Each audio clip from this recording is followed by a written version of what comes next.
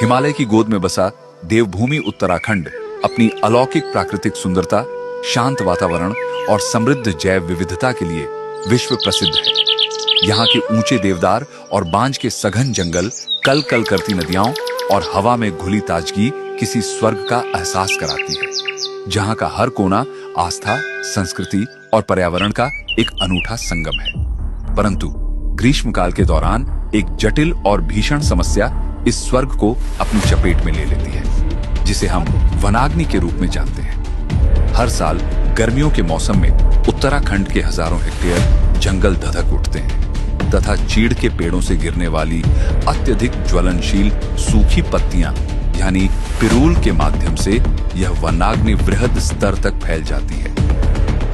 लेकिन अब राज्य सरकार की प्रभावी योजनाओं और वैज्ञानिक दृष्टिकोण से इस वनाग्नि को रोकने में बड़ी सफलता प्राप्त हो रही है, जिसने आपदा को अवसर में बदल दिया है, साथ ही ग्रामीण आजीविका को मजबूत किया है।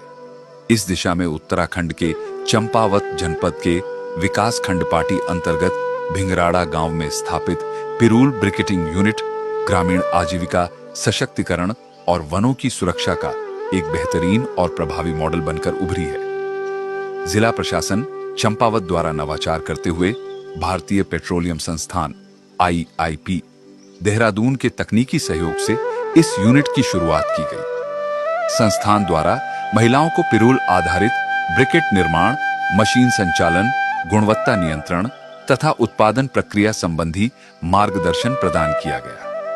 इस यूनिट के सफल संचालन की जिम्मेदारी स्थानीय उज्ज्वल महिला ग्राम संगठन को सौंपी गई है, जिसके माध्यम से वर्तमान में गांव की लगभग 75 महिलाएं प्रत्यक्ष रूप से जुड़कर गांव में ही स्वरोजगार प्राप्त कर रही हैं।